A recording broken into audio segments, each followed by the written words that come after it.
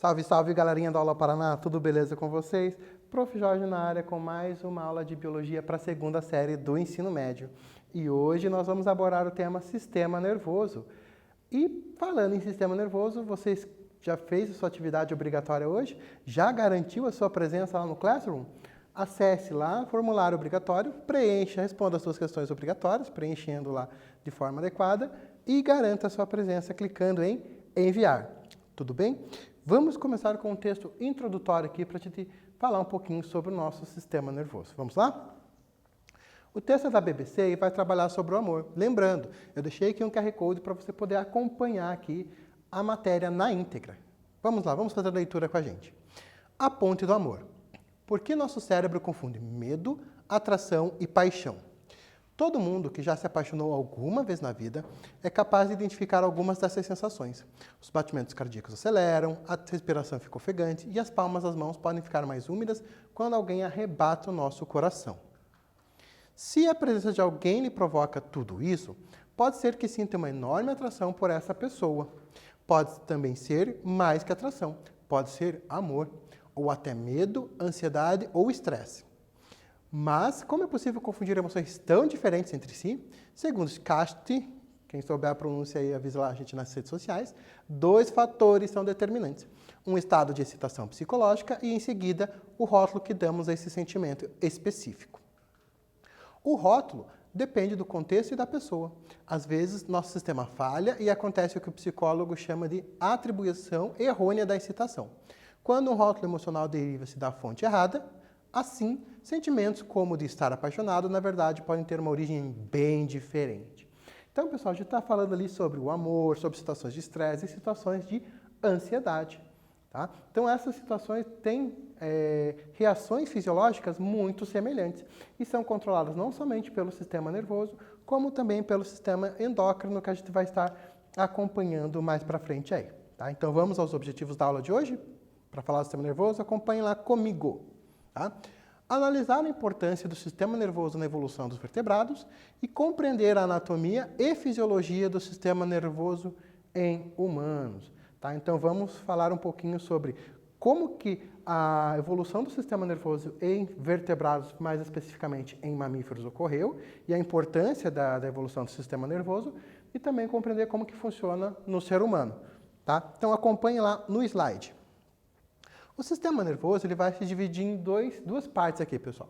Sistema nervoso central e sistema nervoso periférico. O sistema nervoso central ele é composto pelo encéfalo e pela medula espinhal ou espinal. Então, em algumas literaturas vocês vão encontrar espinal, tudo bem? E o sistema nervoso periférico é formado por nervos e gânglios. Nós vamos acompanhar cada uma dessas partes aí na sequência. Então, no sistema nervoso central, olha só, ele é formado pelo cérebro, tá? Tronco encefálico aqui, cerebelo e a medula espinhal ou espinal. Notem aqui nessa figura, observe aqui, pessoal. Olha a quantidade de dobras aqui que vão estar presentes no cérebro, tá? Em mamíferos é onde vai ter a maior quantidade dessas dobras. Por quê? Eu aumento a minha superfície. Aumentando a minha superfície, eu tenho mais sinapses acontecendo ali. Então, vai funcionar de forma mais adequada o cérebro nesse caso aí, belezinha? Continuem acompanhando aqui o nosso próximo slide. Qual que é a importância desse tamanho do cérebro e desse número de conexões? Tá? Nós temos uma grande variedade de comportamentos, uma complexidade maior de comportamentos. Então, comportamento de caça, cuidado parental, tudo isso depende dessas dobras que vão apresentar o nosso cérebro aí. Tudo bem? Além disso, outra coisa muito importante que acontece com o desenvolvimento do cérebro e principalmente do nosso sistema nervoso central de uma forma geral, é a questão da comunicação e da memória. Tá? Então, eu estou mostrando aqui no slide, acompanhem lá comigo, como que funciona o processo de comunicação em um grupo de chimpanzés e um pouquinho sobre a memória, que pode armazenar muito mais que vários e vários cartões de memórias juntos. Tudo bem? Sistema nervoso periférico. Observe aqui, pessoal, no sistema nervoso periférico, eu já vou ter alguns nervos, que vão ser os nervos cranianos, que vão estar saindo da região ali direto do sistema nervoso central, e aqui os nervos espinhais ou espinais, tá? Que são esses nervinhos aqui, ó. Tudo bem? Então, prosseguindo. Sistema nervoso periférico, observe aqui, pessoal, nessa imagem é muito importante. Vocês estão vendo aqui, eu tenho um aglomerado aqui de estruturas celulares. Esse aglomerado aqui são corpos celulares de neurônios. Ah, professor, eu não lembro o que é um neurônio. Você pode estar retomando a aula lá da primeira série do ensino médio, que fala sobre o tecido nervoso, tá? Então, o nosso foco hoje é falar sobre a fisiologia e anatomia do sistema nervoso. Então, a parte celular você pode estar retornando lá, belezinha? Vamos continuar? Então, eu tenho aqui os gânglios nervosos, que vão ser esse aglomerados de corpos celulares, e aqui eu vou ter, na parte de baixo, os nervos, tá? Os nervos que vão ser preenchidos por tecido conjuntivo. Tá? Olha aqui, galera, eu trouxe para vocês aqui para mostrar um pouquinho o neurônio, tá? Para a gente poder retomar lá o conteúdo lá da primeira série. Acompanhe lá comigo. O neurônio é formado pelo corpo celular, ó, onde saem os dendritos, e aqui eu tenho o axônio, tá? Então, quando eu estou falando de gânglio, eu estou falando do corpo celular, e quando eu estou falando de nervo, eu estou falando dos axônios aqui, ó. Tudo bem? Uma coisinha aqui para vocês notem que no corpo do axônio a gente tem bainha de mielina. Uma doença que afeta pessoas com mais idade acontece devido à redução dessa bainha de mielina. Deixem aí nos comentários que doença é essa aí, tudo bem? Vamos lá. Nosso primeiro quiz. O comportamento complexo nos mamíferos, como cuidado parental, caça e comunicação, está relacionado com alternativa A, redução do cérebro, alternativa B, posição do cérebro, alternativa C, localização do cérebro ou alternativa D, tamanho do cérebro. Tempo para vocês pensarem um pouquinho.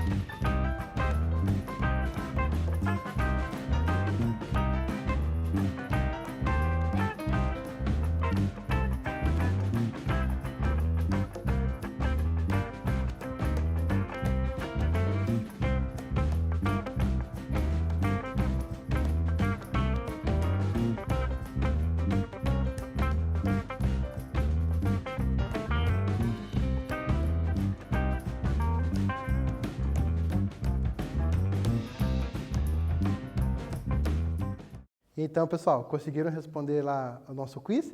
Quem assinalou aqui que o comportamento complexo está relacionado com o tamanho do cérebro, acertou. Vamos dar continuidade aqui no nosso próximo slide, que vai falar sobre o cérebro. Agora a gente vai falar sobre algumas estruturas mais específicas. Vamos lá?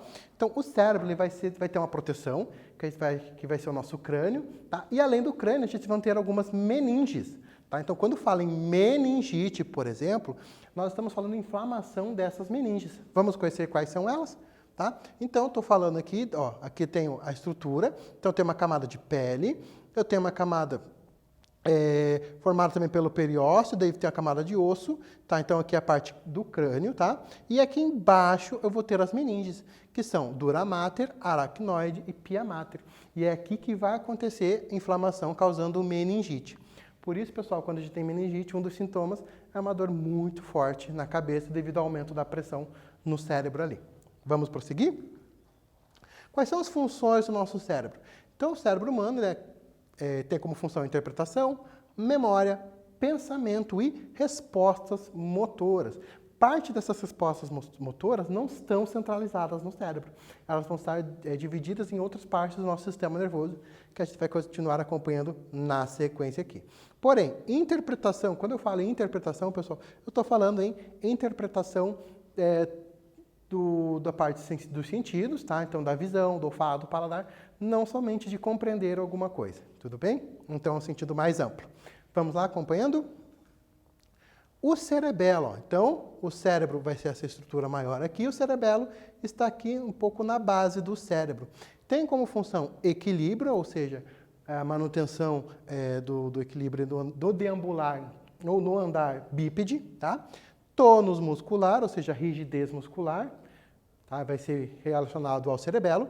e aprendizagem motora. Notem, pessoal, que não era só o cérebro que trabalhava só com o sistema motor, não. Tá? O cerebelo também vai estar atuando nessas condições aí. Vamos acompanhar? Temos também o tronco encefálico. Olha só, o tronco encefálico vai fazer o controle da pressão arterial, vai controlar também a questão de fraqueza muscular. E importante, nós já falamos na aula lá sobre respiração e na aula de circulação sobre o controle tanto do sistema circulatório, do coração, e o controle do sistema respiratório. Quem que faz isso? O tronco encefálico ali. Tudo bem?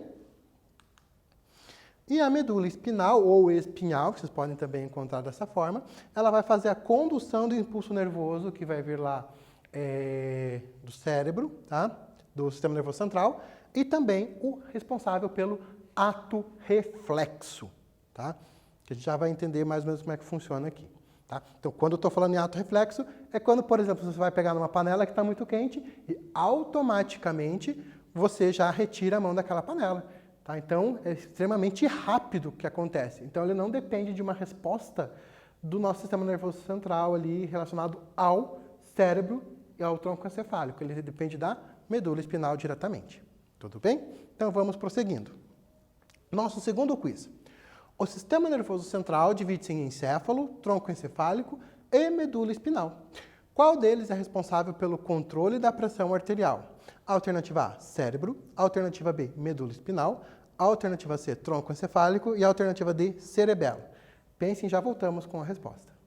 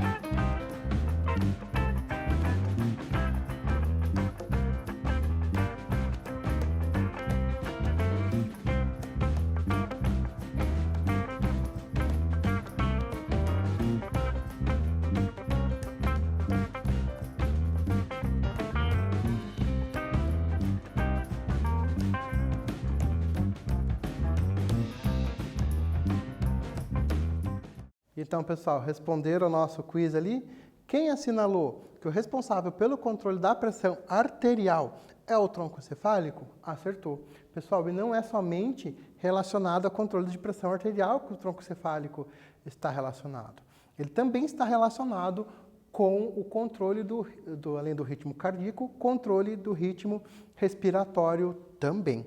Vamos prosseguir falando um pouquinho sobre o sistema nervoso periférico. Olha só, pessoal, muito importante, tá? Corpo celular e axônio. Notem, o axônio tem bainha de mielina. Quando eu falei agora há pouco, fiz uma perguntinha para vocês, qual é o nome da doença relacionada à degeneração da bainha de mielina? Quem marcou ali nos comentários? Alzheimer, acertou, tá? Então, Alzheimer ele é provocado pela degeneração e perda dessa bainha de mielina, dificultando a transmissão dos impulsos nervosos. Acompanhe os slides lá comigo, que nós vamos visualizar aqui os gânglios do sistema nervoso periférico. É reunião de corpos celulares e onde vai ocorrer as sinapses. Tá, professor, o que é sinapse? É a transmissão do impulso nervoso. E como que isso vai acontecer? Analisem essa imagem aqui comigo. Tá? Então, eu vou ter aqui, por exemplo, eu estou transmitindo, fazendo transmissão de impulso nervoso, então eu tenho aqui algumas substâncias químicas que vão ser transmitidas para o meu outro neurônio. Só que ele não tem um contato entre os neurônios, eu tenho uma fenda sináptica. E é ali que vai acontecer essa transferência ali, tá? Esse transporte, essa transmissão do impulso nervoso. Pessoal, para mais detalhes, vocês podem assistir a aula da primeira série do ensino médio ou então retomar lá as anotações que vocês têm no caderno da primeira série. Tá? Tudo bem? Vamos continuar aqui? Então, acompanhem lá comigo. Os nervos, então, tem aqui corpos celulares formando os gânglios e os nervos, eles vão ser formados por feixes de axônios. tá? E são revestidos por tecido conjuntivo, tecido de preenchimento, tá? Então, esses nervos aqui vão ser formados pela parte onde vai ter a bainha de mielina, inclusive, que é muito, muito, muito importante aí. Prosseguindo, nós temos, mostrando aqui um neurônio do tipo motor. Por que, professor, que eu chamo neurônio motor? Porque ele vai realizar o movimento. Então, o impulso nervoso ele vai do neurônio para o órgão, tá? Diferente do neurônio sensitivo, que vai do órgão para o neurônio. Acompanhem lá comigo que eu estou mostrando, ó. Então, eu tenho aqui a direção do meu impulso nervoso seguindo pelas flechinhas vermelhas ali, tá? Enquanto isso, eu tenho aqui um neurônio sensitivo que vem do órgão, eu também chamo ele de aferente. O neurônio motor é eferente e o sensitivo aferente, tá? Ou seja, vem a sensação do órgão. Então, quando você sente uma pressão na pele, por exemplo, quem vai estar passando as informações para a interpretação acontecer é um neurônio do tipo sensitivo, tudo bem? Acompanhem lá. Nosso terceiro quiz. O sistema nervoso periférico é formado por nervos e gânglios. Os nervos são formados pelos axônios dos neurônios, enquanto os gânglios são formados pelos, alternativa A, nódulos de Ranvier, alternativa B, corpos celulares, alternativa C, bainha de mielina ou alternativa D, tendões. Tempo e já voltamos com a resposta.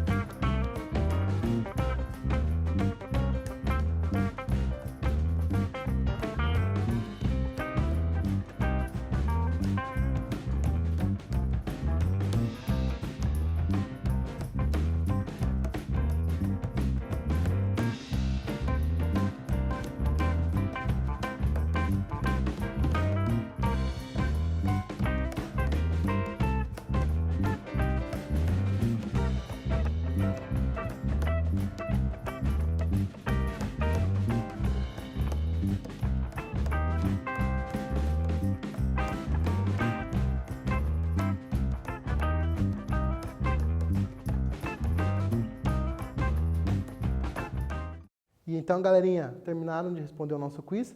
Quem assinalou que o gânglio é formado pelos corpos celulares, acertou, tá? Quem marcou aqui corpos celulares, a alternativa B, acertou a questão. Vamos falar um pouquinho também sobre as divisões do sistema nervoso periférico, tá? A gente vai dividir ele em duas partes, sistema nervoso somático e sistema nervoso autônomo.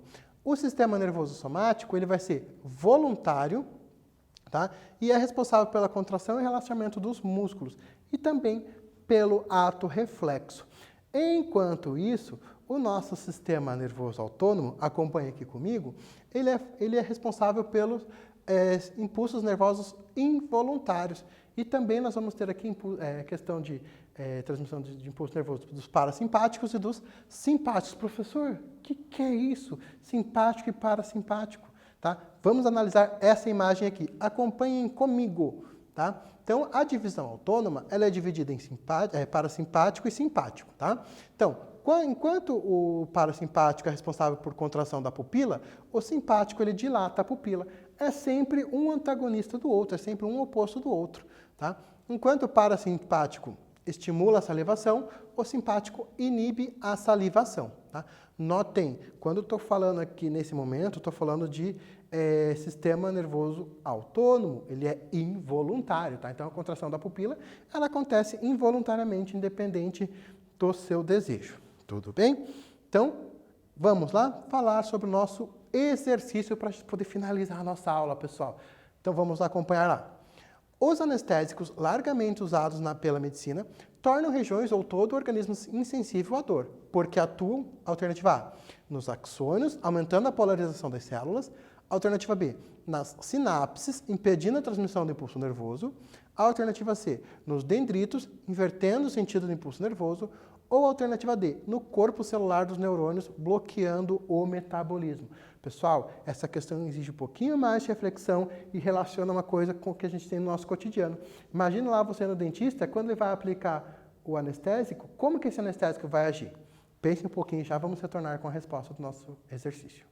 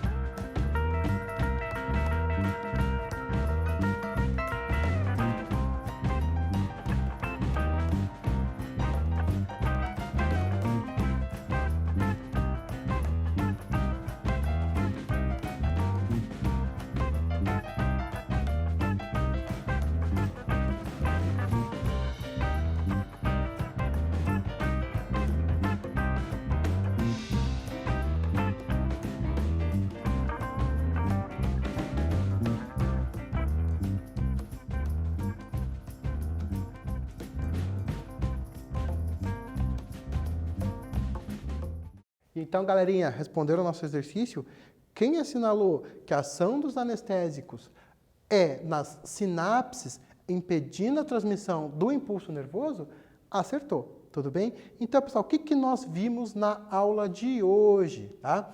nós falamos sobre o sistema nervoso dos tetrápodes e dos mamíferos e também nós falamos sobre o sistema nervoso no ser humano. Gostaria de agradecer a participação de vocês, acompanhar a aula. Espero que todos estejam muito bem e obrigado. Tchau, tchau.